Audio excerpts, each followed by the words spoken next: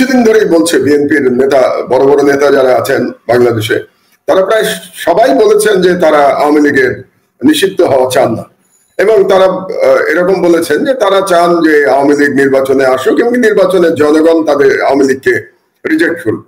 এটাই মেসেজ দেওয়ার চেষ্টা করেছে বিএনপি, এবং আরো বেশ কিছু মেসেজ বিএনপি দিয়েছে। এর মধ্যে প্রথমে আপনার নিশ্চয়ই মনে আছে যে আমি ছাত্রলীগ নিষিদ্ধের দাবি তুললাম, এবং দাবি তোলার পরে এই সরকার সেই দাবি দিন দশেক পরে মেনে নিল বা 2 সপ্তাহ পরে মেনে নিল, এবং ছাত্রলীগকে নিষিদ্ধ করা হলো। নিষিদ্ধ হওয়ার সাথে সাথেই বিএনপি থেকে বলা হতে লাগলো যে আমরা এটাকে সমর্থন করি না, এবং এখন ছাত্রলীগকে নিষিদ্ধ করা হয়েছে, পরবর্তীতে আমরাও নিষিদ্ধের আওতায় পড়তে পারি। এটা কেন বললেন বিএনপি নেতারা সেটা তারাই ভালো জানেন, কারণ ছাত্রলীগ একটি দানব প্রতিষ্ঠানে পরিণত হয়েছিল, একটা ফ্যাসিস্ট এবং একটা যাকে বলে একটা টেররিস্ট অর্গানাইজেশন হয়েছিল ছাত্রলীগ। তো বিএনপি নেতারা ছাত্রলীগের সাথে নিজেদের তুলনা করে বরং নিজেদের দলকে ছোট করেছেন বলে আমি মনে করি। এটা গেল একটি। তারপরে যখন ছাত্র উপদেষ্টা মাহফুজ ফ্যাসিবাদের আইকন শেখ মুজিবুর রহমানের ছবি নামালো বঙ্গভবনের একটি বিশেষ জায়গা থেকে, যার সামনে দাঁড়িয়ে এতদিন সব উপদেষ্টাদের শপথ নিতে হয়েছে পিছনে ফ্যাসিবাদের আইকনের ছবি রেখে, যখন এটা নিয়ে আপত্তি উত্থাপিত হলো, জনগণ আপত্তি জানালো, সেই জনমতকে শ্রদ্ধা করে মাহফুজ এই ছবি নামিয়ে ফেলল। এবং নামানোর পরে ইমিডিয়েটলি বিএনপি থেকে কিন্তু নেগেটিভ প্রতিক্রিয়া এলো। বিএনপির নেতা বললেন যে এই ছবি নামানো তিনি পছন্দ করছেন না, এবং এটা বলতে গিয়ে তিনি শহীদ জিয়ার প্রসঙ্গ টেনে আনলেন, এবং আমি মনে করি এই টেনে আনাটা অত্যন্ত অপ্রাসঙ্গিক ভাবে হয়েছে। কারণ শহীদ জিয়ার তিনি বললেন যে খন্দকার মুশতাক ছবি নামিয়েছিল মুজিবের, পরে শহীদ জিয়া আবার সেই ছবি উঠিয়েছেন। তো এটার সাথে বর্তমানের তুলনা চলে না। এটা একটু বলে নিই আমি, না হলে জনগণ একটু বিভ্রান্ত হতে পারেন দর্শকরা। কারণটা হলো যে শেখ মুজিবের পতন হয়েছিল, পতন হওয়ার পরে তারপরেই খন্দকার মুশতাক প্রেসিডেন্ট হয়েছিলেন, এবং আপনি তো জানেন যে নিয়ম আছে যে আগের সরকার যখন পড়ে যায় তখন সেই সরকারের প্রেসিডেন্টের ছবি নেমে যাওয়া স্বাভাবিক। কারণ আমি বলতে চাচ্ছি, শেখ মুজিব যদি নিহত না হতেন, তিনি যদি ইলেকশনে হেরে যেতেন কিংবা তিনি পদত্যাগ করতেন, তারপরেও তো তার ছবি নেমে যেত, কারণ তার ছবি তো থাকতে পারে না তিনি প্রেসিডেন্ট না থাকলে। কাজে খন্দকার মুশতাক পরবর্তী প্রেসিডেন্ট হিসেবে শেখ মুজিবের ছবি নামিয়েছিলেন। আর জিয়াউর রহমান যে ছবি উঠিয়েছিলেন সেটা ভিন্ন বিষয়। সেটা হলো যে সকল প্রেসিডেন্টের ছবি হিসেবে পাশাপাশি ছবি ওঠানো হয়েছিল। সেটা ব্যাপারটা এমন ছিল না যে খন্দকার মুশতাক যে ছবি নামিয়েছিলেন সেই জায়গায় মুজিবকে পুনর্বাসন করা হয়েছিল, বিষয়টা কিন্তু এরকম ছিল না। তো কাজে ওই তর্কে কিন্তু এখন আসে না, মানে ওই তুলনাতে তিনি কয়েকবার বললেন যে তিনি আওয়ামী লীগকে ক্ষমা করে দিয়েছেন। এটাও একটা আশ্চর্য ব্যাপার, কারণ আওয়ামী লীগ যে জুলুম করেছে জামাত ইসলামের উপরে, তাদের নেতাদের জুডিশিয়াল মার্ডারের মাধ্যমে ফাঁসি দিয়েছে, সেই দলটিকে তিনি ক্ষমা করে দিচ্ছেন। তিনি কি, আমি জানি না যে তিনি যাদেরকে ফাঁসি দেওয়া হয়েছে সেই সমস্ত পরিবার থেকে তিনি এই ক্ষমার বিষয়টি জেনেছিলেন কিনা, মানে তিনি একটা অনুমতি নিয়েছিলেন কিনা আমার জানা নাই। এটা তিনি বলেছিলেন বাংলাদেশে। এবার কিছুদিন, এখন তো উনি লন্ডনে আছেন, লন্ডনে দেখলাম উনি বলেছেন যে আমি সারাদিন বা ঘন ঘন ফ্যাসিবাদ বলতে চাই না, এবং তাদের প্রতি তিনি একটা সহানুভূতি দেখাচ্ছেন। তো এর মাধ্যমে কি হচ্ছে? এর মাধ্যমে একটা দানব দল, একটা টেররিস্ট দল আমি মনে করি, ছাত্রলীগ শুধু না, আওয়ামী লীগের জন্ম থেকে যদি দেখেন, দে আর এ টেররিস্ট পার্টি। এই ধরনের একটা টেররিস্ট দলের প্রতি মনে হচ্ছে যেন দয়া দাক্ষিণ্যের একটা কম্পিটিশন পড়ে গেছে জামাত আর বিএনপির মধ্যে। তো এই অবস্থার মধ্যে আজকে প্রফেসর ইউনূস খুব, আজকে না, উনি বোধহয় গতকাল দিয়েছেন ইন্টারভিউতে, আজকে ছাপা হয়েছে সম্ভবত দি হিন্দু পত্রিকায়, তিনি খুব মুনশিয়ানার সাথে এই পুনর্বাসনের পুরো দায় দায়িত্ব তিনি বিএনপির ঘাড়ে চাপিয়েছেন। কিন্তু আমি চাপাতে চাই দুই দলেরই ঘাড়ে, বিএনপি এবং জামাত দুই দলেরই ঘাড়ে আমি চাপাতে চাই। তাদের এই সমস্ত বক্তব্য ফ্যাসিবাদের পুনর্বাসন এবং ফ্যাসিবাদের প্রত্যাবর্তনের সুযোগ করে দিচ্ছে। এবং আমি মনে করি যারা এই জুলাই বিপ্লবের, এই মহান বিপ্লবের যারা স্পিরিট ধারণ করে, তারা আওয়ামী লীগকে পুনর্বাসন করতে পারে না। কাজেই এই দলের এই সমস্ত নেতারা যদি এই ধরনের বক্তব্য দিতে থাকেন যেগুলো দিচ্ছেন তারা, তাহলে মনে হবে যে তারা এই জুলাই বিপ্লবের স্পিরিট ধারণ করছেন না। এবং আরো কষ্ট লাগবে আমার এই জন্যে যে আপনি তো জানেন যে বিএনপি নিজেই বলেছে দল থেকে যে তাদের 426 জন শহীদ হয়েছে এই জুলাই বিপ্লবে। তো যে দলের 426 জন শহীদ হয়েছে, কাদের মাধ্যমে শহীদ হয়েছে? এই ফ্যাসিস্ট শেখ হাসিনার দানব পুলিশের গুলিতে শহীদ হয়েছে, ছাত্রলীগ, যুবলীগের এবং আওয়ামী লীগের গুন্ডাদের গুলিতে নিহত হয়েছে। কারণ আপনি জানেন যে ওই সময় বিপ্লব দমনের জন্য পুলিশের পাশাপাশি ছাত্রলীগ এবং যুবলীগ এবং অন্যান্য আওয়ামী লীগের সশস্ত্র ক্যাডাররা মাঠে নেমেছিল। তো তাদের প্রতি এই অনুকম্পা যারা দেখাচ্ছেন, আমি এক্ষেত্রে বিএনপির কথা বলছি, যে তাহলে কি এই দলটি ওই যে 426 জন যে শহীদ তাদের স্মৃতিকে অমর্যাদা করছে না? একইভাবে জামাতেরও তো শত শত কর্মী এই বিপ্লবে নিহত হয়েছে। কাজে জামাত তো এইসব বক্তব্যের মাধ্যমে তাদের শহীদদের আমি মনে করি অমর্যাদা করছে। এবং আরো একটু অবাক লাগে, এই 16 বছরে কত জুলুম এই দুই দলের নেতাকর্মীদের উপর দিয়ে গেছে, এই জুলুমের কোনো শেষ নাই।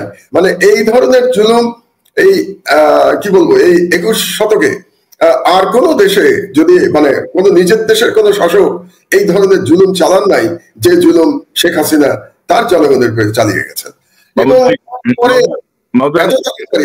জি মাহমুদ, আমি একটা তথ্য একটু যোগ করি আপনার সাথে। আমি গতকাল ডক্টর ইউনূসের এই বক্তব্যের পরপর ইউটিউবে একটা জরিপ দিয়েছিলাম, এবং জরিপটা ছিল যে ডক্টর ইউনূস বলছেন নির্বাচনে আওয়ামী লীগের অংশগ্রহণের আপত্তি নেই বিএনপির, আপনি কি নির্বাচনে আওয়ামী লীগের অংশগ্রহণ চান? 60,000 মানুষ ভোট দিয়েছেন গত 7 ঘন্টায়, এবং চাই বলেছেন 12%, চাই না বলেছেন 86%, এবং মতামত নেই হচ্ছে 2% মানুষের।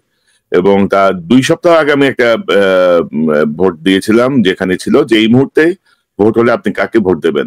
বিএনপি পেয়েছে 30%, জামাত 53%, ছাত্রদের নতুন দল 9%, মতামত নেই 8%, এবং এখানে ভোট দিয়েছিলেন প্রায় 96,000 মানুষ। তো এগুলো আসলে আক্ষরিক অর্থে হয়তো ওইভাবে জরিপ যে অর্থে বলা হয় বা জনমত যাচাই যেভাবে বলা হয় সেটি হয়তো না, কিন্তু ধরেন যে আওয়ামী লীগের নির্বাচনে অংশগ্রহণের বিপক্ষে কিন্তু 86% মানুষ। তো এই যে বিএনপি যে আওয়ামী পুনর্বাসনের যে পরিকল্পনা করছে বা এত সফট টোন দেখাচ্ছে, মানে বিএনপি জামাত, যেখানে হিটলারের নাৎসি বাহিনীর মতো এদেরকে ট্রিট করার কথা ছিল যেই অত্যাচার, যে নিপীড়নের পরে, সেখানে এই যে সফটনেস, এটা কিভাবে আপনার মানে কি হতে পারে? এটা কি বুমেরাং হবে? এটা আমি মনে করছি যে এটা কেন করছেন তারা, এই প্রশ্নটা তো নিশ্চয়ই আপনার মধ্যেও এসছে, আমার মনেও জাগে। তো আমার একটা ব্যাখ্যা হচ্ছে, আমার ভুল হতে পারে, আমার ব্যাখ্যা হচ্ছে যে তারা মনে করছেন যে আওয়ামী লীগের একটা বিরাট অংশ যারা সফট আওয়ামী লীগের ছিল তারা এবার হয়তো আওয়ামী লীগকে ভোট দেবে না। তো যেহেতু ভোট যদি তারা আওয়ামী লীগকে না দেয় তাহলে এই ভোট কোথায় যাবে? আমার কেন যেন মনে হচ্ছে যে জামাত আর বিএনপি ওই ভোটটি পাওয়ার জন্য কম্পিটিশনে নেমেছে, এবং সেখানে বিএনপি হয়তো এগিয়ে আছে, কারণ বিএনপি খুব শক্তভাবে বা খুব দ্ব্যর্থহীন ভাবে তারা বলছে যে তারা আওয়ামী লীগকে নির্বাচনে দেখতে চায়।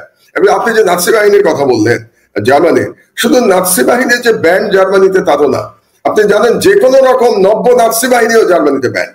মানে কেউ যদি নতুন একটা দল করে এবং তার ম্যানিফেস্টোর সাথে, তার পলিটিক্যাল বয়ানের সাথে যদি নাৎসি বাহিনীর পলিটিক্যাল বয়ানের কোন রকম মিল পাওয়া যায় তাহলে সেটাও কিন্তু জার্মানিতে ব্যান্ড। তার মানে বাংলাদেশে যদি ওভাবে আমি চিন্তা করি যে আওয়ামী লীগ তো বটেই, আওয়ামী লীগের ছানাপোনা পর্যন্ত ব্যান্ড হয়ে যাওয়ার কথা বাংলাদেশে যদি জার্মানির এক্সাম্পল আমরা নেই।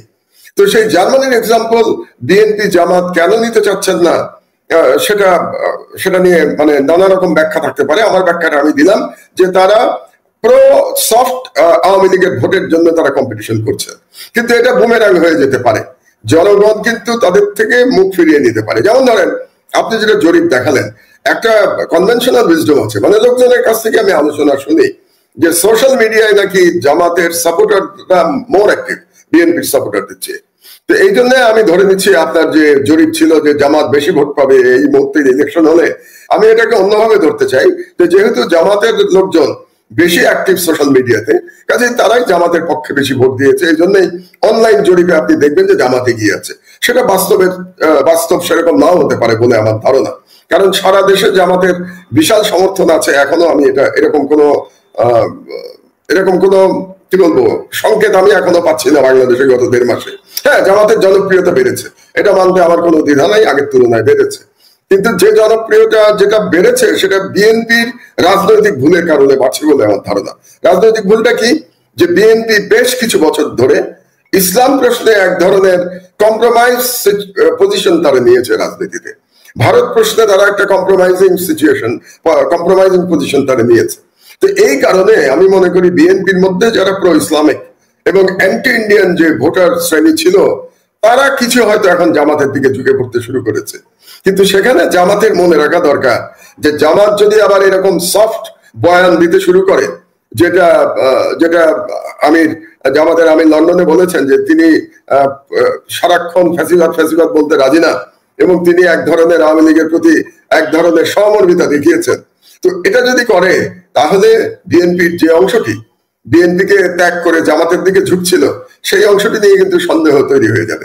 আরেকটি কথা খুব বলা প্রয়োজন, আপনি কখন পুনর্বাসন দেবেন, কাকে পুনর্বাসন দেবেন? এই যে দলটি এই ধরনের গণহত্যা চালিয়ে যে দলের নেত্রী পালিয়ে গেল, এবং পালিয়ে গেল কোথায়?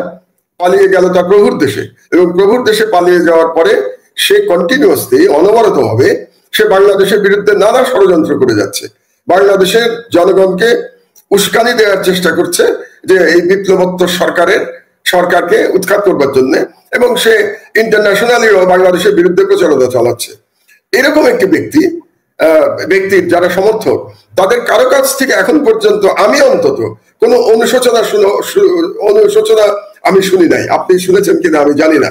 আমি কোন নেতার কাছ থেকে কোনো অনুশোচনা শুনি নাই, আওয়ামী লীগের কোন লেভেলের নেতার কাছ থেকে। এমনকি আপনার মনে আছে নিশ্চয়ই, কদিন আগে একসময় আওয়ামী লীগের মন্ত্রী ছিলেন সোহেল তাজ, তাজউদ্দিন সাহেবের ছেলে।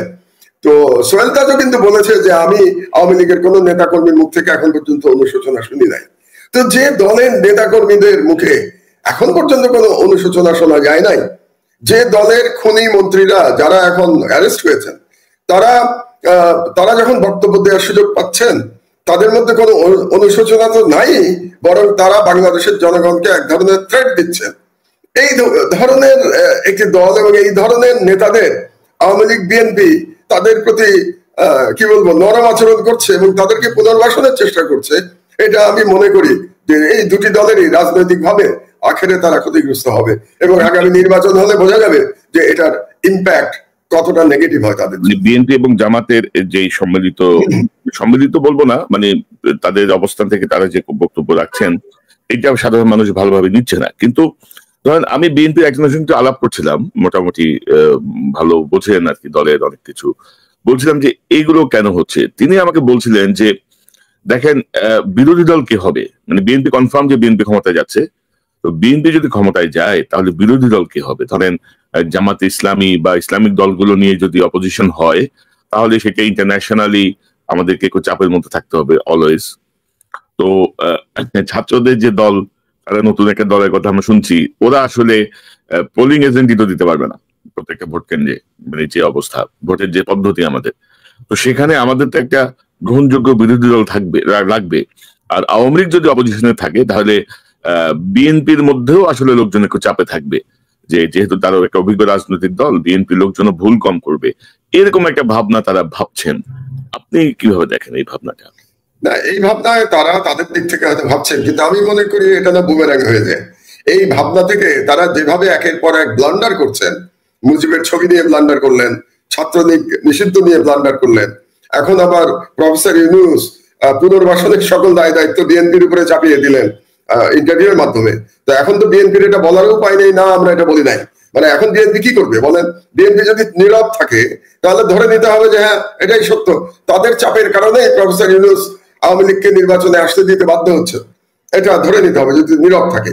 আর যদি তারা কালকে ক্ল্যারিফাই করে যে না আমরা এরকম কোনো কথা বলি নাই, তাহলে সেটা ইউনূস সাহেবকে চ্যালেঞ্জ করা হয়ে যায়।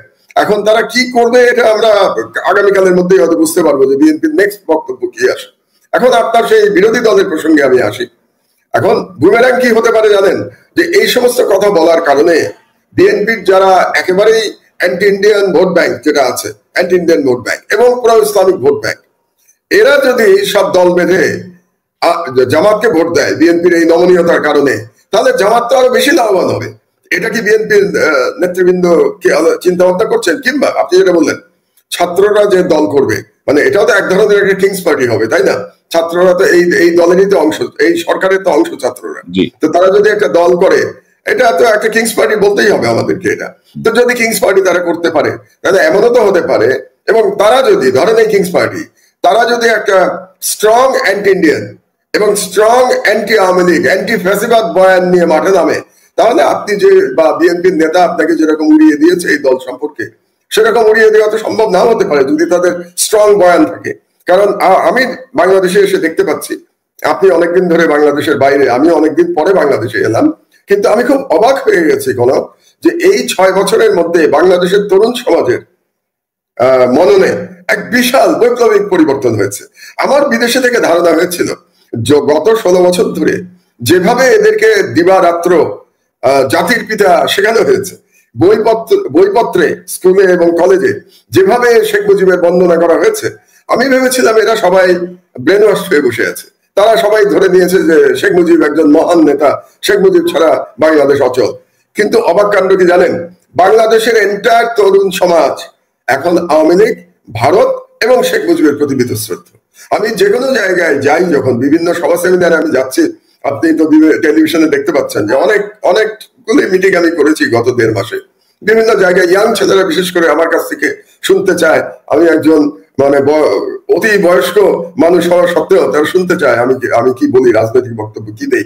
আমি ওদের মধ্যে যে ভারতের প্রতি যে বিতৃষ্ণা, মানে যে নালিশ দেখতে পাচ্ছি, তাতে আমি খুব আশাবাদী বাংলাদেশের ভবিষ্যৎ সম্পর্কে। কারণ তরুণ সমাজ যখন একটা দেশে জেগে যায়, সেই জাতিকে আটকে রাখা যায় না। তো বিএনপি বোধহয় এখানে বুঝতে ভুল করছে। বাংলাদেশের ইয়াং জেনারেশন কিন্তু এখন সম্পূর্ণভাবে অ্যান্টি ফ্যাসিস্ট এবং অ্যান্টি ইন্ডিয়ান হেজেমনি, ভারতীয় সম্প্রসারণবাদ এবং হাসিনার ফ্যাসিবাদের বিরুদ্ধে তারা অবস্থান নিয়েছে। এখন বিএনপি যদি ক্রমাগত নমনীয় অবস্থান নিতে থাকে ভারত প্রসঙ্গে এবং হাসিনার ফ্যাসিবাদ প্রসঙ্গে, আওয়ামী লীগ প্রসঙ্গে, তাহলে এই ইয়াং ভোটের একটা বড় অংশ বিএনপি যদি হারিয়ে ফেলে, আমি কিন্তু খুব অবাক হব না। অবশ্যই এটা ডিপেন্ড করবে যে আদৌ কিংস পার্টি হচ্ছে কিনা এবং কিংস পার্টি তারা সাকসেসফুলি তৈরি করতে পারছে কিনা, এটা একটা বড় প্রশ্ন। কিন্তু মাহবুব, আমার মাথায় একটা প্রশ্ন আছে। ধরেন, যেটা আমি প্রথমে একটু বলছিলাম যে ডক্টর ইউনূসেরও তো দায় আছে না। ডক্টর ইউনূস এত ছাত্র জনতার যে রক্ত, পঙ্গুত্ব, অন্ধত্ব, এর পরিবর্তে তিনি অন্তর্বর্তীকালীন সরকারের দায়িত্বে এসেছেন। তিনি বলেছেন ছাত্ররাই তাকে বসিয়েছে। তো তারও তো দায় আছে না যে এরকম একটা ফ্যাসিস্ট দলকে নির্বাচনে অংশগ্রহণ তিনি শুধু বিএনপির উপরই চাপিয়ে দিচ্ছেন কেন? তার সরকারেও তো একটা মতামত থাকা উচিত। আপনি কি মনে করেন? না, আমি মনে করি তিনি একটা রাজনৈতিক কৌশল প্রয়োগ করেছেন প্রফেসর ইউনূস। কারণ আপনি জানেন বিএনপির কাছ থেকে প্রফেসর ইউনূস একটা বিশাল চাপের মধ্যে আছে। চাপটা কি? দ্রুত নির্বাচন দেওয়ার চাপ। তো দ্রুত নির্বাচন দেওয়ার চাপের মধ্যে থাকার কারণে প্রফেসর ইউনূস খুব চালাকির সাথে বলটা কিন্তু বিএনপির কাঁধে, বিএনপির কোর্টে ঠেলে দিয়েছেন। কারণ তিনি এখন নির্বাচন তো হবে বুঝলাম, কিন্তু যে প্রশ্ন এখন জনগণের মধ্যে চলে আসবে যে নির্বাচনে আওয়ামী লীগ আসবে, এই খুনি বাহিনী, এই ফ্যাসিস্ট বাহিনী, তাহলে এই যে নির্বাচনের যে চাপটা ইউনূস সাহেবের উপরে ছিল, তিনি দি হিন্দুতে এই ইন্টারভিউর মাধ্যমে বিএনপিকে বেশ বেকায়দায় ফেলে দিয়েছেন বলেই আমার ধারণা।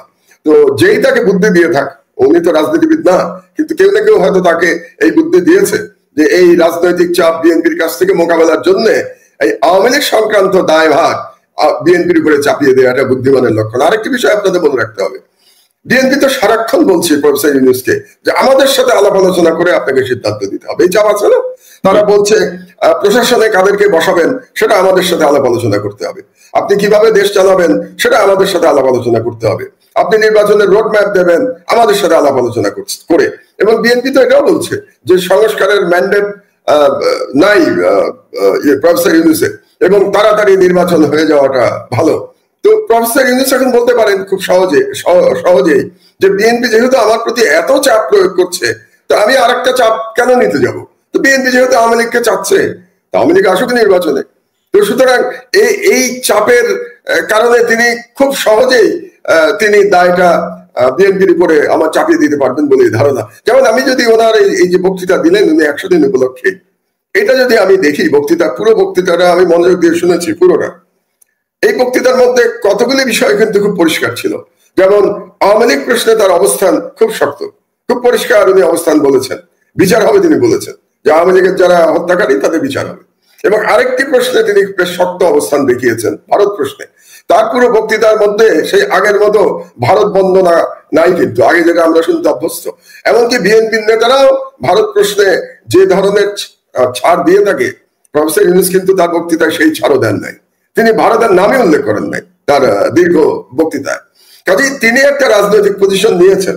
তিনি রাজনীতি করবেন কি করবেন না আমি জানি না, তিনি নতুন যদি কিংস পার্টি হয় সেই পার্টির প্রধান তিনি হবেন কিনা আমি তাও জানি না, কিন্তু তিনি একটি ন্যারেটিভ যেটা নিয়েছেন সেই ন্যারেটিভ কিন্তু ইয়াং যে সেন্টিমেন্ট, তরুণের যে সেন্টিমেন্ট বাংলাদেশে এই মুহূর্তে anti fascist anti Indian hegemony, তার পরশুদিনের বক্তৃতায় এই সেন্টিমেন্ট কিন্তু পুরোপুরি তিনি ধারণ করেছেন। বেশ সুলিখিত বক্তৃতা ছিল এবং এই সুলিখিত বক্তৃতায় তিনি সরাসরি ভারত প্রসঙ্গে এবং আওয়ামী লীগ প্রসঙ্গে তার মনোভাব বুঝিয়ে দিয়েছেন। এবং আমি আপনাকে বলছি বিএনপির নেতারা এটা বুঝতে পারছে কিনা আমি জানি না, তিনি যে মনোভাব দেখিয়েছেন সেটা ইয়াং জেনারেশনের মধ্যে বাংলাদেশের, আমি অন্যদের কথা বলতে পারবো না, ইয়াং জেনারেশনের মধ্যে ভারত এবং আওয়ামী লীগ প্রশ্নে এটা পপুলার পজিশন, সেই পপুলার পজিশন থেকে যদি বিএনপি সরে যায় তো তার দায় দায়িত্ব তো বিএনপিকেই নিতে হবে। এটা আমি বুঝতে পারছি না, মানে ভেতরে কি কেউ ঢুকলো যারা বিপথে পরিচালিত করছে? মানে সুস্থ, ধরেন আমি তো রাজনীতিবিদ না, আমি তো সাধারণ মানুষ, সাংবাদিকতা করি, তো আমার কাছেও ধরেন চোখে লাগছে যে কানে লাগছে এই বিষয়গুলো। তো মাহমুদ ভাই, সরকারে তো 100 দিন হয়ে গেল, 100 দিনের আপনি যদি একে মূল্যায়ন করেন কি দাঁড়াবে সেই মূল্যায়ন? এর মধ্যে আমরা অনেক ঘটনা দেখলাম, আহত চিকিৎসা নিয়ে দেখলাম, মন্ত্রণালয়গুলোর ধীরগতি, আরো নতুন 5টা সংস্কারের কমিশন হচ্ছে। হ্যাঁ, তো সব মিলিয়ে আপনি 100 দিনকে কিভাবে মূল্যায়ন করেন? অনেক বিতর্কিত লোক উপদেষ্টা পরিষদে ঢুকেছে, আরো ঢুকছে, তো ওভারঅল আপনার একটা বিশ্লেষণ যদি আপনি দেন। আচ্ছা, আমার প্রথম বিশ্লেষণটা আমি এভাবে শুরু করতে চাই যে এই সরকার দায়িত্ব নেওয়ার পরে তার প্রায়োরিটি কি কি ছিল। আমি যেটা একজন নাগরিক হিসেবে যেটা মনে করি, আমি মনে করি তার 5টা প্রায়োরিটি ছিল। 1 নম্বর ছিল আহতদের চিকিৎসা এবং তাদের পুনর্বাসন, এটা 1 নম্বর প্রায়োরিটি, তাদের দায়িত্ব হওয়া উচিত ছিল 1 নম্বর। 2 নম্বর ছিল যে পতিত ফ্যাসিস্ট সরকারের সকলকে গ্রেফতার করা এবং তাদেরকে বিচারের আওতায় আনা, এটা ছিল 2 নম্বর। 3 নম্বর ছিল গভর্নেন্স। অনেকে বলবেন যে দ্রব্যমূল্যের কথা বলছেন না আপনি, গভর্নেন্সের মধ্যে আমি সবকিছু নিয়ে আসছি। গভর্নেন্সের মধ্যে দ্রব্যমূল্য হবে, এই যে শ্রমিক অসন্তোষের ব্যাপার হবে, ঢাকার ট্রাফিক জ্যাম যে হচ্ছে খুব বেশি, এগুলো হবে। তাহলে এটা হলো গভর্নেন্স 3 নম্বর। 4 নম্বর হলো সংস্কার, 5 নম্বর হলো নির্বাচন। এই 5টা আমি মনে করি তাদের মূল দায়িত্ব ছিল। এখন আসেন আমরা একটু ব্যবচ্ছেদ করার চেষ্টা করি। প্রথম দায়িত্ব যেটা যেটা কি বলে আহতদের চিকিৎসা এবং পুনর্বাসন, এটাতে এই সরকার দেরি করেছে, বিলম্ব করেছে এবং সেখানে অদক্ষতা খুব পরিষ্কার ভাবে দেখা গেছে এবং এই কারণেই এতগুলো আন্দোলন হয়েছে, বিব্রতকর পরিস্থিতি তৈরি হয়েছে। এবং এই সরকার যে একেবারে করছে না তা না, কিন্তু ব্যাপারটা এরকম না যে কারো চিকিৎসা হয় নাই, অবশ্যই চিকিৎসা হচ্ছে, এমনকি বিদেশে নিয়ে যাওয়া হয়েছে। যেমন একটা ছেলেকে দেখে আমার খুব ভালো লাগলো, কাজল নামে ছেলেটা, যার কথা আমি আগে বক্তৃতায় বলেছি, জাহাঙ্গীরনগর ইউনিভার্সিটির ছেলে, সে কোমাতে আছে, মানে গুলি তার মাথার একদিক দিয়ে ঢুকে আরেক দিক দিয়ে বেরিয়ে গেছে, সেই থেকে সে কোমায় আছে। এবং ছেলেটির স্ত্রী আমার সাথে দেখা করতে এসেছিল আমার বাসায়, তো এসে তো অনেক কষ্টের কথা বললো, দুঃখের কথা বললো। যাই হোক, আমি দেখে আনন্দিত হলাম যে তাকে বিলম্বে হলেও থাইল্যান্ডে পাঠানো হয়েছে এয়ার অ্যাম্বুলেন্সে করে তার উন্নত চিকিৎসার জন্য। তো এই কাজগুলো বিলম্ব হয়ে গেছে আমার ধারণা, এবং বিলম্ব হওয়ার মেইন কারণটা হচ্ছে আমার মনে হয় কোঅর্ডিনেশনের অভাব ছিল, অদক্ষতার ব্যাপার ছিল। এ ব্যাপারে পিনাকি বেশ অনেকগুলো ভিডিও করেছে যে কিভাবে আরো বেটার এটা করা যেত। আমার মনে হয় এখানে সরকারের একটা ভুল হয়েছে। এবং আপনার মনে আছে নিশ্চয়ই, জেল থেকে বেরিয়ে আমি যে 7 দফা দিয়েছিলাম তার 1 নম্বর দফা ছিল আহতদের পুনর্বাসন, আহতদের চিকিৎসা এবং পুনর্বাসন। সেখানে আমি তাদেরকে একটা রোড ম্যাপও দেখিয়েছিলাম যে কিভাবে এটা করা যায়, একটা সরকারি কমিটি কাকে কাকে দিয়ে নেওয়া যায়। তো এগুলো মানে ইউনিট সরকার অর্ধেক মানলেন না, ব্যাপারটা এরকম। তারা কিন্তু একটা কমিটি করেছে, কিন্তু কমিটিটা কেমন জানো আমার কাছে মনে হয়েছে একটু খাপছাড়া কমিটিটা করেছে। আমি যেটা সাজেস্ট করেছিলাম এটা করে নাই। তো কাজেই আহতদের পুনর্বাসন এবং চিকিৎসার ক্ষেত্রে পুনর্বাসনের এখন পর্যন্ত কোনো সমন্বিত পরিকল্পনা নেওয়া হয় নাই আমি যতদূর জানি। তাহলে 100 দিনের মধ্যে এই কাজটা তো সম্পন্ন করা উচিত ছিল। তো কাজেই এই যে আহতদের চিকিৎসা এবং পুনর্বাসনে আমি এই সরকারকে আহতদের চিকিৎসার ব্যাপারে 10-এর মধ্যে আমি হয়তো এদেরকে 6 দিতে পারি, আমি যদি নম্বরের দিকে দেখি 10-এর মধ্যে 6 দিতে পারি। আর পুনর্বাসনের ব্যাপারে আমি 10-এর মধ্যে এদেরকে খুব বেশি হলে 2 দিতে পারি, খুব কষ্ট করে হলেও 10-এর মধ্যে 2, এর বেশি এই সরকারকে দেওয়া সম্ভব না। তো কাজেই মোদ্দা কথা, আহতদের চিকিৎসা ও পুনর্বাসনে যেটা হওয়া উচিত ছিল সেটাতে এই সরকার ব্যর্থ হয়েছে একদম। 2 নম্বর আমি যেটা বললাম যে অপরাধীদের, ফ্যাসিস্টদের ধরা এবং তাদের বিচারের ব্যবস্থা করা। এক্ষেত্রে একটু সমস্যা হলো কি, প্রথম 2 দিন তো কোনো সরকার ছিল না, 3 দিন কোনো সরকার ছিল না, 5 তারিখ থেকে 8 তারিখ পর্যন্ত। সেই সময় যারা প্রধান অপরাধী, পুলিশের অপরাধী একজনও ধরা পড়ে নাই, সব পালিয়ে গেছে আইজি ছাড়া। এবং আওয়ামী লীগের যে বড় বড় অপরাধী তাদের অধিকাংশই পালিয়ে গেছে। আমরা যাদেরকে মানে পালের গোদা বলি, সেই পালের গোদার মধ্যে কয়জন ধরা পড়েছে? আমি তো মাত্র 3 জনকে দেখতে পাই। যদি পালের গোদা চিন্তা করি আমি, তাহলে আনিসুল হককে দেখতে পাই আইনমন্ত্রী, আর দেখতে পাই সালমান রহমানকে দেখতে পাই, আর দেখতে পাই দীপুমণি। এই 3 জন পালের গোদাকে আমি দেখছি যে তারা অ্যারেস্ট হয়েছে। এবং আজকে সম্ভবত অ্যারেস্ট হয়েছে, না গতকাল অ্যারেস্ট হয়েছে কামরুল। কামরুল সম্পর্কে হয়তো আপনি এরপরে আলোচনা করবেন বলে আমি ধারণা করছি। তো এই পালের গোদার মধ্যে মাত্র 4 জন, আর পুলিশের একজনও অ্যারেস্ট হয় নাই। আর্মিরও লোক পালিয়ে গেছে। তো এই যে পালিয়ে গেল, সেই পালিয়ে যাওয়ার জন্য আমি আবার প্রফেসর ইউনূসকে পুরোপুরি দায়ী করতে পারছি না। কারণ প্রফেসর ইউনূস সরকার দায়িত্ব নিয়েছেন 8 তারিখে, আর 5 তারিখে বিপ্লব হয়েছে। 3 দিন প্রকৃতপক্ষে বাংলাদেশে কোনো সরকার ছিল না। এবং এই 3 দিনের মধ্যে এই লোকগুলোর মধ্যে অনেকেই ক্যান্টনমেন্টে আশ্রয় নিয়েছিল। এবং সেটা আমি বলি নাই, আইএসপিআর দিয়ে বলা হয়েছে, মানে ক্যান্টনমেন্ট নিজেই স্বীকার করেছে যে আমাদের এখানে 600 কতজন বোধ হয় তাদের ওখানে আশ্রয় নিয়েছিল। আজ পর্যন্ত সেটার তালিকা কিন্তু ক্যান্টনমেন্ট আমাদেরকে দেয় নাই।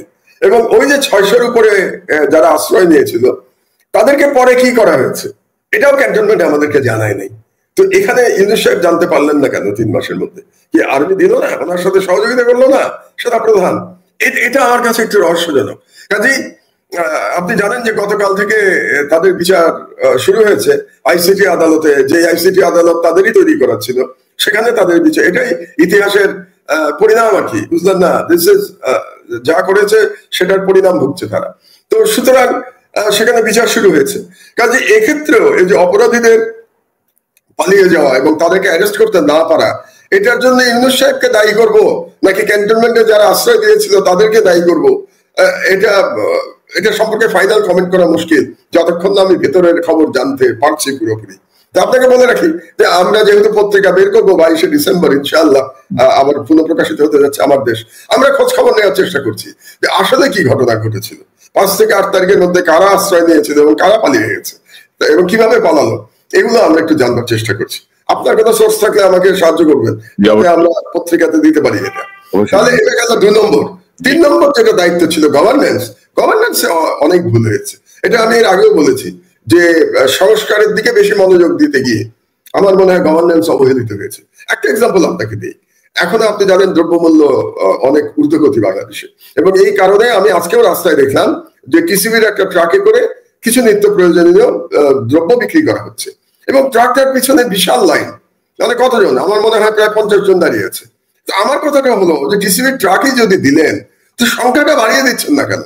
তার মানে আপনারা তো এটা করছেন। এবং এই বিষয়টা নিয়ে আমি এর আগেও কথা বলেছি, এমনকি 2-1 উপদেষ্টাকেও আমি বলেছিলাম যে আপনারা কেন ইমিডিয়েটলি টিসিবির ট্রাকে করে 5-6টা আইটেম বিক্রি করা শুরু করছেন না? যেমন ধরেন চাল, ডাল, তেল, আলু, পেঁয়াজ, এই ধরনের একেবারে যেগুলো আমাদের বেসিক নিড, এগুলো যদি আমরা তারা বিক্রি করতে শুরু করতো আরো আগে থেকে, ধরেন আজ থেকে 2 মাস আগে থেকে, তাহলে হয়তো দ্রব্যমূল্য এতটা ঊর্ধ্বে যেত না। তো সেই ক্ষেত্রে গভর্নেন্সের ক্ষেত্রে এই সরকার খুব সফল হয়েছে এটা বলা যাবে না। এবং এখনো দেখেন এই যে আপনার বিভিন্ন আন্দোলনের নামে এখানে তো অনুপ্রবেশ ঘটছে, তাই না? আমরা তো জানি যে এই অনুপ্রবেশ ঘটছে, বিভিন্ন কার্ড খেলার চেষ্টা করা হয়েছে, সেই আনসার লীগ থেকে শুরু করে মাইনরিটি কার্ড, তারপরে আহত কার্ড, তারপরে এখন আবার এই যে ছাত্রদের আন্দোলন। আপনি চিন্তা করুন, কালকে তিতুমির ইউনিভার্সিটির ছেলে মেয়েরা, মেয়েও কিছু ছিল, তারা যে ন্যাক্কারজনক ঘটনা ঘটিয়েছে এটা তো মেনে নেওয়ার কোনো সুযোগ নাই। কত শিশু আহত হয়েছে, ট্রেনের শিশু, এবং তারা রেল লাইন, রাস্তাঘাট সব আটকে দিয়ে তারা রীতিমতো ত্রাসের রাজত্ব কায়েম করেছিল।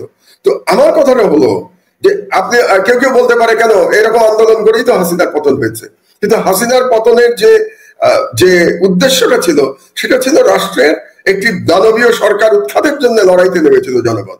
কিন্তু আপনি আপনার ব্যক্তিগত ইস্যু নিয়ে আপনি রাস্তায় নামবেন নাকি? আমার বাড়িতে ধরেন, আমার বাড়িতে কোনো কারণে আজকে বিদ্যুৎ নাই, তা আমি কি আমার বাড়ির সামনে রাস্তা বন্ধ করে দিব নাকি এই বিদ্যুতের দাবিতে? এটা হতে পারে কোনো ব্যক্তিগত কিংবা কোনো একটি প্রতিষ্ঠানের দাবির জন্য আপনি রাস্তা বন্ধ করে দেবেন? ধরেন বেক্সিমকো লুটপাট করেছে বাংলাদেশে, এখন বেক্সিমকো শ্রমিকরা বেতন পাচ্ছে না, কারণ তাদের ব্যাংকে বিশাল অঙ্কের ঋণ, মালিক জেলে। তো তার জন্য কি বেক্সিমকোর শ্রমিকরা রাস্তা বন্ধ করে লুটপাট করবে? এটা তো মেনে নেওয়া যায় না। এগুলো হচ্ছে গভর্নেন্স ইস্যু। তো এই গভর্নেন্স ইস্যুগুলো ট্যাকেল করতে গভর্নমেন্ট সাকসেসফুল হয় নাই, এবং না হওয়ার কারণটা হলো, আবারও আমি বলি, আজকে একজন উপদেষ্টা আমাকে বলছিলেন আপনি সংস্কারের বিরুদ্ধে বলেন। আমি তাকে বললাম আমি সংস্কারের বিরুদ্ধে বলি না, আমি বলি যে সংস্কারের দিকে বেশি নজর দিতে গিয়ে আপনার গভর্নেন্স যেন ফেল না করে, কারণ গভর্নেন্স হলো আপনার prime responsibility of the government. সংস্কার একটা চলমান প্রক্রিয়া, তো চলমান প্রক্রিয়ার জন্য আপনি কি মেইন রেসপন্সিবিলিটি আপনি পালন করবেন না? এটা আমি বলেছি সব জায়গায় যে আপনাদের একটা ব্যালেন্স থাকা দরকার। তো সুতরাং গভর্নেন্স একটু একটু ইমপ্রুভ করছে, একেবারে যে ইমপ্রুভ করছে না তা না। যেমন ধরেন আজকে আমি টিসিবির ট্রাক দেখলাম, হয়তো সংখ্যায় পর্যাপ্ত না, কিন্তু টিসিবির ট্রাক নেমেছে। তারপরে এই আন্দোলনেও দেখলাম আস্তে আস্তে তারা কন্ট্রোল করছে। যেমন আজকে তিতুমিরের ছেলেদের বোধহয় বলে দেওয়া হয়েছে যে রাস্তায় নামলে তোমাদের এগেইনস্ট অ্যাকশন নেওয়া হবে, এরকম একটা ইঙ্গিত বোধহয় সরকার থেকে দেওয়া হয়েছে। তারা রাস্তা থেকে সরে গেছে। So governance slowly improving. আমার মনে হয় আরো মাসখানেক দেখলে আমরা বুঝতে পারবো যে সরকার গভর্নেন্স তারা কতটা করছে। এই গেল তিনটা। সংস্কারে আসেন, সংস্কারে আমার মনে হয় অনেক বেশি সংস্কার তারা হাতে নিয়ে ফেলেছে। এত সংস্কার হাতে নেওয়ার প্রয়োজন ছিল না। কারণ হচ্ছে যে তারাই কিন্তু, আপনি প্রফেসর ইউনূস সাহেব নিজের সরকারকে কি বলছেন? অন্তর্বর্তীকালীন সরকার। তিনি তো বলেন নাই তার সরকার বিপ্লবী সরকার। আমরা দাবি করেছিলাম, কিন্তু আমাদের দাবি তো তিনি মানেন নাই, বা এই সরকার মানে নাই যে এটা একটা বিপ্লবী সরকার। তারা বলছে অন্তর্বর্তীকালীন সরকার। তো একটা অন্তর্বর্তীকালীন সরকার এত সংস্কার হাতে নেয় নাকি? এবং একটা অন্তর্বর্তীকালীন সরকারের পক্ষে এত সংস্কার করে যাওয়া কি সম্ভব? এটা তো সম্ভব না। কাজে সংস্কারের মধ্যেও তাদের প্রায়োরিটি ঠিক করা উচিত ছিল। যেমন ধরেন অর্থনীতি, এটা খুব গুরুত্বপূর্ণ সংস্কার, এটা তাদের করতেই হতো। বিচার বিভাগ অত্যন্ত গুরুত্বপূর্ণ সংস্কার, করতে হবে। 3 নম্বরে আসেন আপনি নির্বাচন, কারণ নির্বাচন তো তাদের টার্গেট, নির্বাচনের প্রসঙ্গে আমি পরে যাবো। তো এটা একটা গুরুত্বপূর্ণ সংস্কার। তো এরকম টার্গেট করে তাদের সংস্কারের দিকে যাওয়া উচিত ছিল। যেমন ধরেন দুর্নীতি দমন। এখন দুর্নীতি দমনের সংস্কার আপনি এক বছরের মধ্যে কিভাবে করবেন? বা আমি জানি না এই সরকার কতদিন থাকবে, আমি ধারণা করছি আর 1 বছর হয়তো এই সরকার থাকা উচিত। এটা আমার ব্যক্তিগত মত, এটাও একটু আমি পরিষ্কার করে নেই। আমি ব্যক্তিগতভাবে মনে করি এই সরকারের আগামী বছর নভেম্বরের মধ্যে ইলেকশন দিয়ে চলে যাওয়া উচিত। এটা আমার ব্যক্তিগত মত। তারা কি করবেন না করবেন, আমার ধারণা বিএনপি হয়তো আরো আগে নির্বাচন চায়। তো বিএনপি যদি আরো আগে নির্বাচন চায়, সেটা তারা কিভাবে সামাল দেবেন এটা সরকারের ব্যাপার। আমি একজন, আবারও বলি যে একজন ফর্মার গভর্নমেন্টের একজন লোক, এবং যতটুকু আমার জানাশোনা, সেটাতে আমার মনে হয় যে আর 1 বছর এটা একটা যুক্তিসঙ্গত সময় এই সরকারের জন্য। 1 বছরের মধ্যে তাদের নির্বাচন দিয়ে দেওয়া উচিত। তো তাহলে নির্বাচনের সংস্কারটা জরুরি, যেটা আজকে বোধহয় বিএনপির মহাসচিব বলার চেষ্টা করেছেন যে তারা আশা করেছিলেন প্রফেসর ইউনূসের মিটিং এ একটা রোড ম্যাপ। এটাও আমি একমত না এই জন্য যে রোড ম্যাপটা কি রাজনৈতিক দলের সাথে আলোচনা না করে রোড ম্যাপ দেবে? তো দিলে পরে রাজনৈতিক দলই তো তখন বলবে আমাদের সাথে আলোচনা না করে আপনি রোড ম্যাপ দিলেন কেন? তো আপনার তো এই জিনিসটা পরিষ্কার করতে হবে। কাজে রোড ম্যাপ দিতে হলে রাজনৈতিক দলের সাথে আলাপ আলোচনা ক্রমে রোড ম্যাপ দিতে হবে। এবং সেখানেও একটা প্রফেসর ইউনূসের 2টো ইন্টারভিউ নিয়ে একটা ধোঁয়াশা সৃষ্টি হয়েছে। যে একটা ইন্টারভিউ নিয়ে তিনি আজারবাইজানে বলেছেন যে এই সরকার 4 বছরের কম সময় থাকবে, এরকম একটা বোধহয় বাক্য তিনি ব্যবহার করেছেন। তো 4 বছর কোথা থেকে আসলো? সেটার আবার একটা ব্যাখ্যা দিয়েছে তার প্রেস সেক্রেটারি। সে ব্যাখ্যায় বলেছে যে প্রফেসর ইউনূস মনে করেন যে সরকারের মেয়াদ 4 বছরের বেশি হওয়া উচিত না, এই জন্য তিনি 4 বছর বলেছেন। তো সেটা তো ভিন্ন কথা যে ইলেক্টেড গভর্নমেন্টের মেয়াদ 4 বছরের বেশি হওয়া উচিত না, কিন্তু ওনার সরকারের সাথে তো ইলেক্টেড সরকারের তুলনা হয় না। তো কাজেই উনি এই 4 বছরের কথাটা বলেছেন। কিন্তু গত পরশুর যে ওনার 100 দিনের ভাষণ, সেখানে কিন্তু উনি বলেছেন যে নির্বাচনের রেলগাড়িতে উঠে গেছে, নির্বাচনের ট্রেনে ধরনের একটা কথা বলেছেন। তো কাজেই আমি মনে করি যে 4 বছরের কথাটা একটা সন্দেহের সৃষ্টি করেছে। এটা পরিষ্কার করা উচিত সরকারের। এবং আবারও আমি রিপিট করছি আমার পূর্বের কথা যে আগামী নভেম্বরের মধ্যে নির্বাচন হয়ে যাওয়া উচিত বাংলাদেশে, এবং 1 বছরের মধ্যে নির্বাচন করা সম্ভব বলে আমি মনে করি। তো এর মধ্যে সবচেয়ে গুরুত্বপূর্ণ তাহলে কি হবে? নির্বাচন কমিশন গঠন, এবং তারপরে নির্বাচন সংশ্লিষ্ট সংস্কারগুলো করা। এটা হচ্ছে খুব গুরুত্বপূর্ণ এখন এই সরকারের জন্য। আর একটা আমি বলে রাখতে চাই, সংবিধান, সেটার জন্য একটা সংস্কারের তিনি একটা কমিটি করেছেন। এখন আমার কথাটা হলো, প্রফেসর ইউনূস সাহেব তো নিজের সরকারকে বিপ্লবী সরকার বলেন নাই, তাই না? তিনি কি বলছেন? অন্তর্বর্তীকালীন সরকার। তো যদি তিনি নিজেকে বিপ্লবী না বলেন আমি অন্তর্বর্তীকালীন, তো আপনার তো ম্যান্ডেট নাই। কি বলে, সংবিধান সংস্কারে তো ম্যান্ডেট নাই আপনার। এটা অনেকে আবার ভুল বোঝে। আমি দেখলাম এই কথাটা এক জায়গায় বললাম, কিছু লোক কমেন্ট করেছে হ্যাঁ আপনি উল্টো কথা বলছেন, এর আগে তো বলেছেন এটা বিপ্লবী সরকার। আমি বোঝানোর চেষ্টা করছি, আমি বলেছি বিপ্লবী সরকার, কিন্তু সরকার তো নিজেকে বিপ্লবী বলে নাই। তো সরকার যদি নিজেকে বিপ্লবী না বলে থাকে, আমি বলেছি যে এই সরকারের কি করা উচিত ছিল, বিপ্লবী সরকার ঘোষণা করে সংবিধান স্থগিত করা উচিত ছিল, সাসপেন্ড করা উচিত ছিল। সাসপেন্ড করে তারা প্রোক্লেমেশনের মাধ্যমে রাষ্ট্র চালালে এটা সঠিক হতো, এটা আমি বলেছি। এখনো আমি একই কথা বলি, এই সরকারের উচিত এই সংবিধান স্থগিত করে প্রোক্লেমেশনের মাধ্যমে সরকার পরিচালনা করা। কিন্তু সংবিধান পরিবর্তনের ম্যান্ডেট তো এই সরকারের নাই। সংবিধান পরিবর্তন করতে গেলে তো আপনাকে পার্লামেন্টে যেতে হবে, তো আপনি ইলেক্টেড রিপ্রেজেন্টেটিভ লাগবে। এটাই হচ্ছে এটা বোঝার, মানে আমি জনগণের উদ্দেশ্যে বা দর্শকের উদ্দেশ্যে বলছি, আপনারা বিষয়টা বোঝার চেষ্টা করেন। তাহলে এই সরকার কি করবে? তাহলে এই যে সংস্কার কমিটি হলো সংবিধান সংস্কার, তারা কি করবে? তারা একটা প্রস্তাব দিতে পারে, একটা প্রস্তাব রেখে যেতে পারে সবার সাথে আলাপ আলোচনা করে, for the next parliament to decide. এরা তো ডিসাইড করতে পারবে না, তাদের তো সেই রাইট নাই, এবং সেটা ডিসাইড করতে গেলে তাদেরকে সংবিধান সাসপেন্ড করতে হবে। তো সেটা করার তো বোধহয় সময় পেরিয়ে গেছে। এখনো উপায় আছে, যদি জাতীয় সরকার গঠিত হয়, যদি একটা জাতীয় সরকার এখনো গঠিত হয় আন্ডার প্রফেসর ইউনূস, এবং সেখানে যদি সব দল মনে করে যে এই সংবিধান আমি স্থগিত করে দিলাম এবং নতুন সংবিধান আমরা রচনা শুরু করলাম, তাহলে এটা সম্ভব। কিন্তু এই সরকার রাজনৈতিক দলকে বাইরে রেখে অন্তর্বর্তীকালীন সরকার হিসেবে নিজেকে ঘোষণা দিয়ে তাদের পক্ষে সংবিধান সংশোধন করা সম্ভব না। এটা হচ্ছে রিয়েলিটি। তো কাজেই এই 5টা যে টার্গেট আমি ব্যাখ্যা দিলাম, যে এই 5টা টার্গেটের মধ্যে গভর্নেন্স একটু ইমপ্রুভ করছে ইদানিং, কিন্তু 3 মাস ধরে গভর্নেন্সের দুর্বলতা ছিল, আরো মাসখানেক দেখা দরকার এই সরকারের, তারপরে গভর্নেন্স সম্পর্কে পরিষ্কার কথা বলা যাবে। আর সংস্কারে তো বললাম আমি, টু মেনি সংস্কারে হাত দেওয়া ঠিক হয়। আমি একটা বিষয় যোগ করি আপনার সাথে। আপনি নিশ্চয়ই জানেন যে এর মধ্যে সরকার আরো 5টা সংস্কার কমিশন করতে যাচ্ছে, এবং প্রধান উপদেষ্টার কাছে শাসনকে পাঠিয়েছে মন্ত্রী পরিষদ বিভাগ। এবং এই সংস্কারগুলো হচ্ছে গণমাধ্যম সংস্কার কমিশন, স্থানীয় সরকার সংস্কার কমিশন, স্বাস্থ্য খাত সংস্কার কমিশন, শ্রম সংস্কার কমিশন এবং নারী বিষয়ক সংস্কার কমিশন। তো ধরেন আপনি যেটা বলছিলেন যে সংস্কারের দিকেই, বা অনেকেই যেটা মনে করে যে সংস্কার করে সরকার ওই আওয়ামী লীগের চেতনা শব্দটাকে রিপ্লেস হচ্ছে সংস্কার। এজন্য আমার এখানে মন্তব্য করছে, আর এরা সংস্কার করতেছে। তো এটা আবার সরকারকে, কিন্তু একটা গুরুত্বপূর্ণ বিষয় যদি আমি আপনাকে একটু মনে করিয়ে দিই, যে ধরেন গত 3 মাসে বা গত 100 দিনে আওয়ামী লীগ যে লেয়ারে তাদের লোক বসিয়ে গেছে, এগুলো তো সবাইকে রিমুভ করা খুবই অসম্ভব। কিন্তু তারপরও কি পয়েন্ট গুলোতে এখনো কিন্তু ধরেন হাসিনার অনুগত আওয়ামী লীগের একেবারে পাড় আওয়ামী লীগ আর এরকম বসে আছে। এবং আপনি দেখেছেন যে আমাদের আইন উপদেষ্টাকে জেনেভায় হেনস্থা করার চেষ্টা হয়েছে, তার জন্য কিন্তু যে লেভেলের ম্যাসিভ অ্যাকশন নেওয়া দরকার সেটিও হয় নাই। তো এই জায়গাটা আপনি কিভাবে অ্যাডজাস্ট করবেন? মানে না, এটা তো ইউনূস সরকারের সবচেয়ে বড় দুর্বলতা এখানেই তো আমি মনে করি, যে ব্যুরোক্রেসি ঠিক করতে না পারা। আর ব্যুরোক্রেসি কেমন করে ঠিক করবেন ইউনূস সাহেব? ওনার সিলেকশনই তো গলদ হয়েছে। উনি মজুমদার সাহেবকে কিভাবে এই দায়িত্ব দিলেন? তিনি নিলেন কি করে মজুমদারকে, আলিমা মজুমদারকে? যে আলিমা মজুমদার 11 কুশীলবদের একজন, যে আলিমা মজুমদার তার প্রথম আলোর তার লেখালেখিতে সর্বদা আওয়ামী লীগের গুণগান করেছে, সর্বদা শেখ হাসিনা এবং শেখ মুজিবের গুণগান করেছে। যে আলিমা মজুমদার এই শেখ হাসিনাকে 2008 সালে ক্ষমতায় আনার জন্য ব্যুরোক্রেসিতে কলকাঠি নাড়িয়েছেন, তাকে প্রফেসর ইউনূস কেন সিলেক্ট করলেন? এটা তো আরেকটা $1 বিলিয়ন প্রশ্ন। এবং এখন তিনি সরিয়ে দিয়েছেন, তাকে বোধহয় খাদ্য মন্ত্রণালয় দিয়েছেন আলিমা মজুমদারকে, কিন্তু ড্যামেজ যা হওয়ার তো হয়ে গেছে 3 মাসে।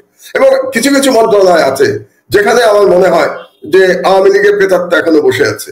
এবং তার মধ্যে একটা আমার কাছে মনে হচ্ছে যে প্রো আওয়ামী লীগ গ্রুপের একটা বড় জায়গা হয়েছে অর্থ মন্ত্রণালয়। অর্থ মন্ত্রণালয় তো আমি দেখতে পাচ্ছি আওয়ামী লীগের লোকজনই তো। আপনি যেমন আপনি বলবেন যে অর্থমন্ত্রী তো বিএনপি আমলে তিনি কি ছিলেন, তিনি গভর্নর ছিলেন বাংলাদেশ ব্যাংকে, কিন্তু বিগত 15-16 বছরের তার কর্মকাণ্ড যদি আমরা দেখি, তাহলে তিনি এক প্রকার সুশীলের নিরাপত্তা পালন করেছেন এবং এক ধরনের ব্যালেন্স করে চলেছেন। তার বক্তব্যের মধ্যে ব্যালেন্সই আমি বেশি দেখতে পেয়েছি। তারপরে আরেকজন যিনি খুব গুরুত্বপূর্ণ ব্যক্তি, কি নাম, দেবপ্রিয় ভট্টাচার্য। দেবপ্রিয় ভট্টাচার্য তো পুরোপুরি ভারতের স্বার্থ সংরক্ষণ করেছেন সারা জীবন ধরে করেছেন। হ্যাঁ, শেখ হাসিনার সাথে তার ব্যক্তিগত বিরোধ থাকতে পারে, কেন সেই বিরোধটা আমি জানি না, তিনি ভালো জানেন। কিন্তু তিনি তো এই পরিবর্তিত পরিস্থিতিতে অর্থ মন্ত্রণালয়ের এত গুরুত্বপূর্ণ সংস্কারের প্রধান ব্যক্তি কিভাবে দেবপ্রিয় হতে পারে আমাকে বলেন আপনি। তারপরে 3 নম্বরে আসেন আপনি বাংলাদেশ ব্যাংকের গভর্নর হোসেন মনসুর সাহেব, বোধহয় নাম ওনার। তো তিনি কি করেছেন? তিনি এনজিওর লোক, এবং এনজিওর লোক তিনি যাদেরকে নিয়ে এনজিও চালিয়েছেন, IMF এবং ওয়ার্ল্ড ব্যাংকের পয়সা নিয়েছেন, প্রজেক্ট চালিয়েছেন, তাদের মধ্যে ডক্টর জাহিদি সাত্তার আছেন। ডক্টর জাহিদি সাত্তার টোটালি আওয়ামী লীগ সমর্থক একজন ব্যক্তি। তার মানে এই বাংলাদেশ ব্যাংকের গভর্নর যে এনজিওতে ছিলেন, এটা সবসময় pro Awami League, pro India একটা টিল ছিল তাদের মধ্যে।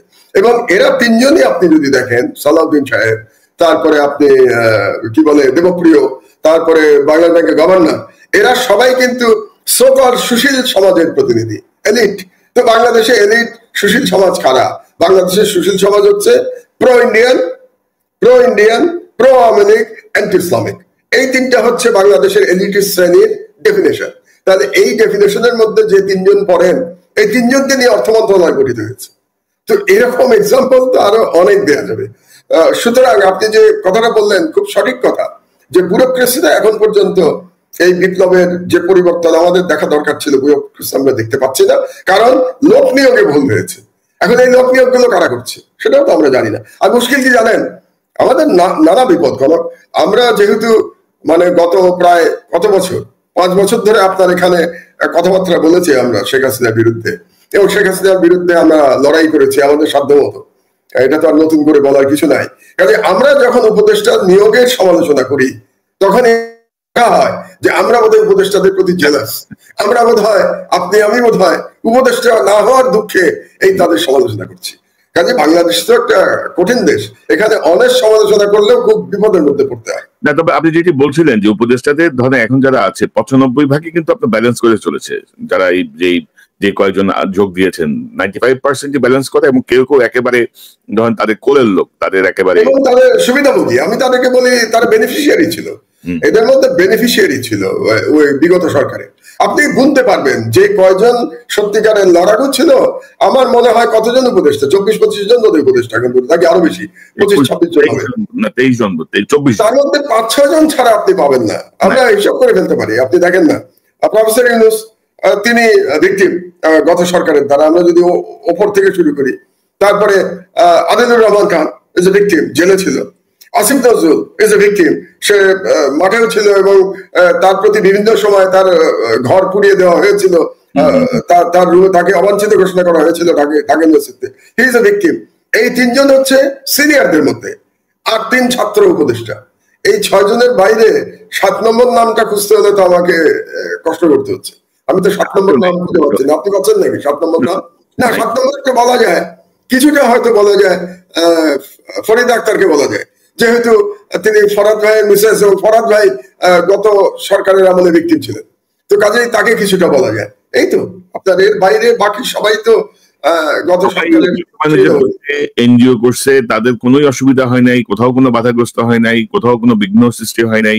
তারা তো এখন ধরেন আরেকটা বিষয় মধ্যে আমরা গুরুত্বপূর্ণ বিষয়, সেটি হচ্ছে হাসিনা যেই টেলিফোন আলাপগুলো ছাড়ছে, আপনি যদি দেখেন যে সেখানে উস্কানির পাশাপাশি তার কিন্তু প্রচ্ছন্ন থ্রেটও আছে, যে তালিকা করো কারা কারা করতেছে, অমুক ওসির ব্যাপারে তথ্য নাও, তার বাড়িঘর কোথায়, আগের বার তো অনেকের ছাড়ছি, এবার কাউকে ছাড়বো না, এদের আত্মীয় স্বজন সব ঠিক করো।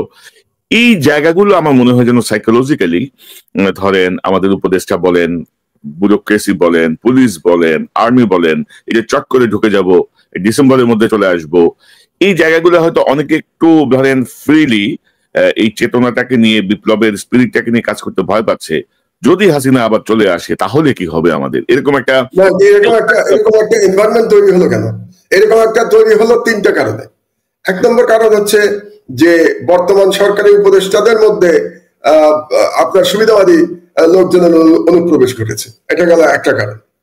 2 নম্বর কারণ হচ্ছে যে রাজনৈতিক দলগুলো আওয়ামী লীগের পুনর্বাসনে ব্যস্ত হয়ে গেছে। আপনি খেয়াল করেন যে শেখ হাসিনার বক্তব্য যদি আপনি শোনেন, তার বক্তব্যে এখন কিন্তু সে গালাগালি করছে কাকে? প্রফেসর ইউনূসকে। তার গালাগালিতে এখন কিন্তু বেগম খালেদা জিয়া নাই, কিংবা জামাত শিবিরও নাই তার গালাগালিতে। প্রথম দিকে ছিল, এখন কিন্তু জামাত শিবিরও নাই। প্রথম দিকে বলছিল জামাত শিবির মৌলবাদী হয়ে গেছে বাংলাদেশে বলছিল, এখন কিন্তু তার যত আক্রমণ সব প্রফেসর ইউনূসের প্রতি। এটা সুতরাং 2 নম্বর হলো যে এই রাজনৈতিক দলগুলির অতি উৎসাহী হয়ে আওয়ামী লীগের পক্ষে কথাবার্তা বলাতে তারা এই সুযোগটা লাভ করতে পেরেছে। আর 3 নম্বর হলো এই সরকারের গভর্নেন্সের ফেলিয়ার। এই 3টা কারণেই আপনার এরা এই কাজটা করতে পারছে। আর ভারতের উস্কানি তো আছে। ভারত তো চাই এই সরকারকে ব্যর্থ দেখতে, তাই না? ভারত তো চাই একটা প্রো ইন্ডিয়ান গভর্নমেন্ট নিয়ে আসতে। এখন সেই প্রো ইন্ডিয়ান গভর্নমেন্ট আসার জন্য ভারত কি আগামী নির্বাচন পর্যন্ত অপেক্ষা করবে, নাকি নির্বাচনের আগেই প্রেসিডেন্ট ট্রাম্প ক্ষমতা নেওয়ার সাথে সাথে তারা আবার একটা প্রতিবিপ্লব করবার চেষ্টা করবে, সেটা আমরা এখনো জানি না। তবে প্রতিবিপ্লবের যে আশঙ্কা একেবারে উড়িয়ে দেওয়ার বোধহয় আমাদের উচিত হচ্ছে না। আমি রাজনৈতিক দলগুলোকে বিশেষভাবে বলবো যে আপনাদের এটা মাথায় রাখা উচিত। কিন্তু আমার মনে হয় প্রতিবিপ্লবের আশঙ্কার থেকে আপনারা ভুলে যাচ্ছেন যে আবার যদি একটা 1-11-2 এর মতো একটা সিচুয়েশন ক্রিয়েট হয়, যে ওই সময় army backed pro Indian government, Moeen ফখরুদ্দিনের সরকার ছিল, এখন আবার আর্মি ব্যাকড আর একটা প্রো ইন্ডিয়ান গভর্নমেন্ট যদি আসে, সেটা বাংলাদেশের জন্য ভয়াবহ ব্যাপার হবে। এবং যে রাজনৈতিক দলেরা তাড়াতাড়ি নির্বাচন দিয়ে ক্ষমতায় যেতে চাচ্ছেন, তাদের জন্য এটা খুব ভয়াবহ ব্যাপার হবে। কাজেই আমার মনে হয় সরকার এবং প্রধান রাজনৈতিক দলগুলোর মধ্যে এবং এই ছাত্র জনতা যারা বিপ্লবে নেতৃত্ব দিয়েছে, ভ্যানগার্ড ছিল, তাদের সঙ্গে প্রধান রাজনৈতিক দলগুলোর মধ্যে ঐক্য থাকা দরকার। একটা যে ভাঙনের সুর আমরা দেখতে পাচ্ছি, এই ভাঙনটা এই শেখ হাসিনার মতো দানবদের এবং ভারতীয় সাম্রাজ্যবাদকে উৎসাহিত করছে বাংলাদেশে একটা অস্থিতিশীল পরিস্থিতি তৈরি করবার জন্য। কাজে অন্তত এই কথাটা আপনার এখানে আমি একাধিকবার বলেছি যে অ্যান্টি ফ্যাসিস্ট এবং অ্যান্টি ইন্ডিয়ান হেজেমনি একটা ঐক্য হওয়া দরকার, এবং এই ঐক্যটা আগামী নির্বাচন পর্যন্ত টিকিয়ে রাখা দরকার। এখনই নির্বাচনের জন্য আমরা একে অপরের বিরুদ্ধে যদি কথা বলি, আমি রাজনৈতিক দলের কথা বলছি, তারা যদি একে অপরের বিরুদ্ধে কথা বলতে শুরু করেন, তাহলে বাংলাদেশের জন্য এটা খুব বিপদের ব্যাপার হয়ে যাবে। তো সেই কারণেই আপনি দেখছেন যে বিপ্লবের যারা নেতৃত্ব দিয়েছে ছাত্রদের মধ্যে, তারা বিভিন্ন রকম স্ট্যাটাস দিচ্ছে এখন তাদের ফেসবুকে। তারা গৃহযুদ্ধের কথা বলছে, আশঙ্কার কথা বলছে, ফাঁসিতে ঝোলার আশঙ্কার কথা বলছে। এই বাচ্চাগুলোকে এগুলো বলতে হচ্ছে কেন? বলতে হচ্ছে কারণ রাজনৈতিক দলের যারা মুরব্বী, সেই মুরব্বীরা তো একতা দেখাতে পারছেন না। তো সেই মুরব্বীরা ভাঙন তৈরি করছেন, এটা দেশের জন্য ভালো কাজ হচ্ছে। এবং মাহমুদ ভাই, হাসিনার যে নৃশংসতা আমরা অতীতে দেখেছি, এবার যদি সে কোনো ফরম্যাটে যদি কোনোভাবে যদি ঢুকতে পারে বা কোনোভাবে যদি ক্ষমতায়, আপনি আমি বলে লাভ কি? কোন যে রাজনৈতিক দলগুলো এটা ভিকটিম, তারা তো মাফ করে দিয়ে বসে আছে হাসিনাকে। সেই রাজনৈতিক দলগুলোকে বোঝাবে কি? আপনি আমি তো ডিসিশন মেকার না।